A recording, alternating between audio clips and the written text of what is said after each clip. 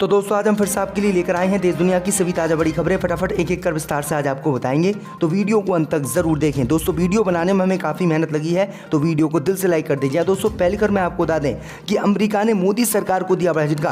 America ने भारत के साथ धोखा करके पाकिस्तान की मदद करने का किया ऐलान, मोदी को अमेरिका से बड़ा झटका। वहीं आपको बताएंगे दोस्तों कि गुलाम नबी आज़ाद ने कांग्रेस पार्टी से दिया इस्तीफा, 5 अन्य विधायकों ने भी छोड़ी पार्टी। वहीं आपको बताएंगे दोस्तों कि पैगंबर मोहम्मद साहब पर विवादित टिप्पणी करने वाले राजा सिंह के विरोध में उतरे ओवैसी, मुसलमानों से विवादित बयान ना देने की अपील। वहीं आपको बताएंगे दोस्तों कि उत्तर प्रदेश में गरीबों को लगा बड़ा झटका। यूपी की योगी सरकार ने मुफ्त राशन देने से किया इनकार, अब लोगों को देने होंगे रुपये। वहीं आपको बताएंगे दोस्तों कि बिहार में नीतीश कुमार को प्रधानमंत्री पद का उम्मीदवार बनाने के लिए जेडीयू ने भरी हुंकार, प्रधानमंत्री मोदी को देंगे टक्कर। वहीं आपको बताएंगे दोस्तों कि अरविंद केजरीवाल ने बीजेपी को बताया सीरियल किलर, कहा बीजेपी सरकार अब तक 277 विधायक खरीद चुकी है। वहीं आपको बताएंगे दोस्तों कि झारखंड के मुख्यमंत्री हेमंत सोरेन की छीनी विधायक, अब देना होगा मुख्यमंत्री पद से इस्तीफा। तो दोस्तों सभी खबरों को आपको एक एक कर बताने वाले हैं। वीडियो को लाइक कर चैनल को सब्सक्राइब कर दें और हमें कमेंट करके बताएं कि आपके जिले किस राज्य से हमारी खबरों को देख रहे हैं। इसी बीच पर तो दोस्तों अगली खबर की ओर, तो अमेरिका से मोदी सरकार को लगा बड़ा झटका। अमेरिका ने भारत के साथ विश्वासघात करके पाकिस्तान की मदद का किया ऐलान, भारत को झटका। जय दोस्तों आपको बता दें कि पाकिस्तान को लेकर अमेरिका ने एक बार फिर से भारत को झटका दिया है और भारत के साथ विश्वासघात करके मोदी सरकार की मुश्किलें बढ़ा दी हैं। दरअसल आपको बता दें कि पाकिस्तान इन दिनों काफी खतरनाक आर्थिक संकट से गुजर रहा है और पाकिस्तान डिफॉल्ट होने के कगार पर है। वहीं आईएमएफ लगातार पाकिस्तान को लोन देने से इनकार करता रहा है, क्योंकि पाकिस्तान आईएमएफ की शर्तों को पूरा करने में नाकाम रहा। लेकिन अब पता चल रहा है कि अमेरिका पाकिस्तान को आईएमएफ से लोन दिलाने के लिए पैरवी कर रहा है और जाहिर सी बात है कि अमेरिका की पैरवी के बाद पाकिस्तान को आईएमएफ से लोन मिल जाएगा और पाकिस्तान कुछ महीनों तक डिफॉल्ट होने से बच जाएगा। लेकिन बात आईएमएफ लोन से दिलाने की नहीं है, असल बात आतंकवाद है, जिसको लेकर अमेरिका पाकिस्तान को कुछ नहीं कह रहा है, जबकि भारत बार बार पाकिस्तान प्रायोजित आतंकवाद को लेकर सवाल उठा रहा है। दरअसल आपको बता दें कि पाकिस्तान में ही कई आतंकवादी इस समय मौजूद है, लेकिन अमेरिका ने पाकिस्तान से कुछ नहीं कहा है और पाकिस्तान में ये आतंकी रह रहे हैं। तो ये बड़ी अपडेट आई दोस्तों कि जो बाइडेन ने किस तरह से भारत को झटका दिया और डबल गेम भारत के साथ खेला। इसी बीच पर तो दोस्तों अगली खबर की ओर, तो गुलाम नबी आज़ाद ने कांग्रेस पार्टी के सभी पदों से दिया इस्तीफा। जी दोस्तों आपको बता दें कि कांग्रेस के सीनियर नेता गुलाम नबी आज़ाद ने शुक्रवार को पार्टी की प्राथमिक सदस्यता समेत सभी पदों से इस्तीफा दे दिया है। कांग्रेस अध्यक्ष को भेजे 5 पन्नों के त्याग पत्र में उन्होंने पार्टी अकालमान पर गंभीर आरोप लगाए हैं। आज़ाद ने कहा है कि कांग्रेस लड़ने की अपनी इच्छा शक्ति और क्षमता खो चुकी है। वहीं गुलाम नबी आज़ाद के समर्थन में अब कांग्रेस पार्टी के 5 नेताओं ने और इस्तीफा दे दिया है।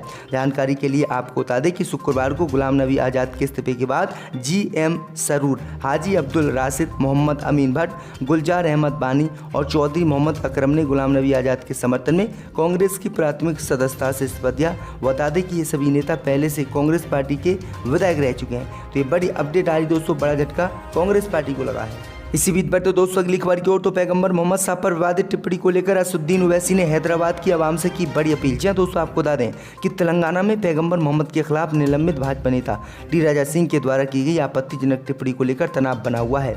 ऐसे में एआईएमएम के चीफ असदुद्दीन ओवैसी ने जुमे की नमाज से पहले लोगों से शांति बनाए रखने की अपील की।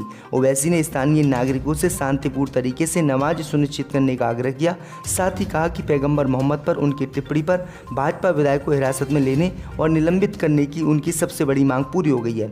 ओवैसी ने हैदराबाद में एक संवाददाता सम्मेलन में कहा कि मैं आप सभी से जुमे की नमाज के बाद ऐसा कोई नारा नहीं लगाने का भी आग्रह करता हूं जिससे देश का सौहार्द बिगड़ सकता है, शांति कायम रहे। टी राजा सिंह को पीडी अधिनियम के तहत गिरफ्तार कर लिया गया है। मैं सभी से कल को शांतिपूर्ण जुमे की नमाज सुनिश्चित करने का आग्रह करता हूँ। आपको बता दें कि पैगंबर मोहम्मद पर विवादित टिप्पणी के मद्देनजर हैदराबाद में काफी बवाल हुआ था। टी राजा सिंह को गिरफ्तार करने की मांग भी उठी थी। इसी बीच पर तो दोस्तों अगली खबर की ओर, तो उत्तर प्रदेश में गरीबों को बीजेपी ने दिया झटका। यूपी में योगी सरकार अब नहीं देगी मुफ्त राशन। जब दोस्तों आपको बता दें कि उत्तर प्रदेश में मुफ्त राशन लेने वालों के लिए एक बुरी खबर है। अब यूपी सरकार अपने कोटे से कार्ड धारकों को मुफ्त राशन नहीं देगी। कार्ड धारकों को अब पहले की तरह राशन के लिए भुगतान करना होगा। वहीं जुलाई माह का राशन 25 से 31 अगस्त के बीच वितरित किया जाएगा। यूपी सरकार से मिलने वाले राशन के लिए अब राज्य में लोगों को पैसा देना होगा।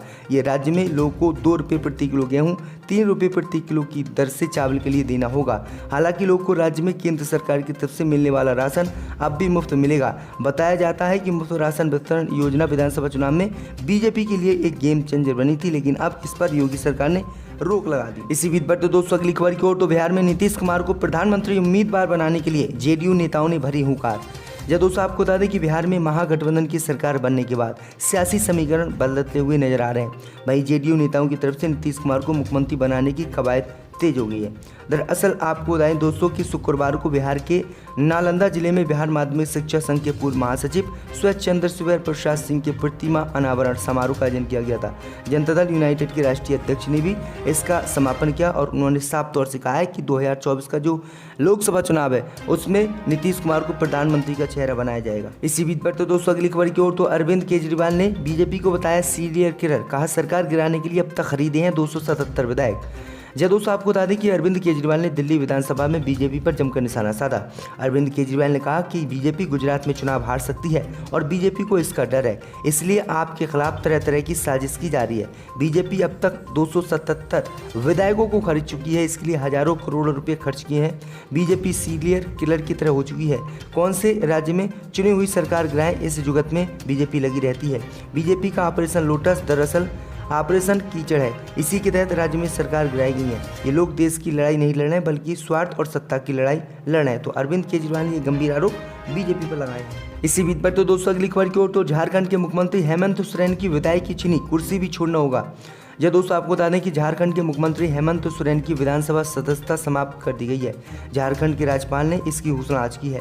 अब हेमंत सोरेन को अयोग्य घोषित करने की सूचना चुनाव आयोग जारी करेगा। संभावना जताई जा रही कि मुख्यमंत्री हेमंत सोरेन अगले कुछ घंटों में इस्तीफा दे सकते हैं। इसके बाद वह दोबारा विधायकों के समर्थन का पत्र राज्यपाल को सौंपकर फिर से सीएम पद की शपथ ले सकते हैं। हेमंत सोरेन आगे चुनाव लड़ सकते हैं या नहीं, इसे लेकर स्थिति साफ नहीं हुई है। राजभवन की ओर से इसकी आधिकारिक पुष्टि नहीं की गई है। जानकारों का कहना है कि सत्ताधारी गठबंधन के पास विधायकों में पर्याप्त संख्या बल है, इसलिए फिर से सरकार बनाने में तकनीकी तौर पर दिक्कत नहीं है।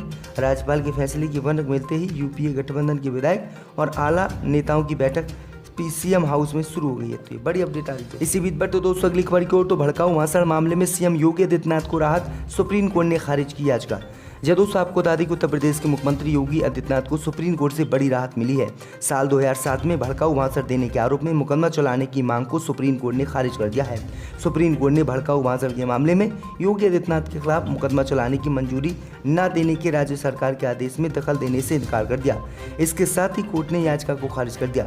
सुप्रीम कोर्ट के चीफ जस्टिस NV रमन्ना की बेंच ने अपने कार्यकाल के आखिरी दिन ये महत्वपूर्ण फैसला दिया है। वह आज रिटायर हो रहे हैं। बेंच में जस्टिस हिमा कोहली और जस्टिस CT रवि कुमार ने याचिकाकर्ताओं के वकील से कहा कि मंजूरी तभी आएगी अगर कोई मामला ही नहीं है तो मंजूरी का सवाल ही क्या होता है। दरअसल आपको बता दें कि मई 2017 में आधार पर अनुमति से मना कर दिया था। मुकदमे में सबूत नहीं थे और योगी पर मुकदमा लगा था। इन्होंने काफी भड़काऊ भाषण यहाँ पर। इसी बीच पर तो दोस्तों अगली खबर की ओर तो आजाद के इस्तीफे पर बोले दिग्विजय सिंह, जम्मू कश्मीर से नहीं जीत पाए तो महाराष्ट्र से इन्हें जिताया, अब छोड़ दी पार्टी। यह दोस्तों आपको बता दें कि गुलाम नबी आजाद के इस्तीफे पर कांग्रेस के सीनियर नेता और मध्य प्रदेश के पूर्व मुख्यमंत्री दिग्विजय सिंह ने अपनी प्रतिक्रिया दी है। दिग्विजय सिंह ने कहा है कि गुलाम नबी आजाद और मैंने एक साथ राजनीति शुरू की थी। दुख है कि जिस पार्टी ने आज़ाद को सब कुछ दिया वे उसी पार्टी से उस वक्त चले गए जब उनकी ज़रूरत थी। दिग्विजय सिंह ने आगे कहा है कि अगर गुलाम नबी आज़ाद जम्मू कश्मीर से नहीं जीत पाते थे तो पार्टी उनको महाराष्ट्र से जिताया, 2 बार लोकसभा का सदस्य बनाया, 5 बार यानी 30 साल तक राज्यसभा में रखा, मुख्यमंत्री बनाया, मंत्री बनाया, लेकिन आज जो कुछ आज़ाद साहब ने किया उससे मैं बहुत ही दुखी हूँ। इसी बीच पर तो दोस्तों अगली खबर की ओर तो पाकिस्तानी सेना अपने सैनिकों के भाड़े पर भेजेगी कतर। जब दोस्तों आपको बता दें कि भीषण आर्थिक संकट से जूझ रहे पाकिस्तान ने अब अपने देश के सैनिकों को भाड़े पर भेजने का फैसला किया है और वित्तीय सहायता के बदले पाकिस्तानी सेना सिक्योरिटी गार्ड की तरह सेवा देने के लिए कतर जाएंगे। पाकिस्तानी मीडिया रिपोर्ट के मुताबिक फीफा वर्ल्ड कप 2022 में सिक्योरिटी प्रदान करने के लिए पाकिस्तान ने अपने सैनिकों को भाड़े पर कतर भेजने के फैसले पर मुहर लगा दी है। रिपोर्ट के मुताबिक तंगहाली से जूझ रहे पाकिस्तान को कतर ने $2 अरब का वित्तीय निवेश देने का वादा किया है, जिसके बोझ तले दबकर पाकिस्तान को अपनी सेना को भाड़े पर भेजने के लिए मजबूर होना पड़ा है। कतर कई तरह से पाकिस्तान को मदद पहुंचा रहा है और तेल बेचकर अमीर राष्ट्र बनने वाले कतर ने पाकिस्तान के वित्त पोषण की कमी को कम करने में मदद के लिए द्विपक्षीय समर्थन में $2 अरब देने का वादा किया है, जिसके बाद फीफा विश्व कप 2022 में पाकिस्तान एक पूर्ण भूमिका निभाने के लिए तैयार हो गया है, एक खिलाड़ी के रूप में नहीं बल्कि एक सुरक्षा गार्ड के रूप में। तो ये बड़ी अपडेट आ रही दोस्तों। उत्तर प्रदेश की सरकार ने मनाया है, इसका क्या भरोसा। तो हमारे साथ के मुरादाबाद के सांसद डॉक्टर एहसन नकवी साहब, आज इनसे बात की है। तो दोस्तों वीडियो बस इतना ही, अगर वीडियो अच्छी लगी तो लाइक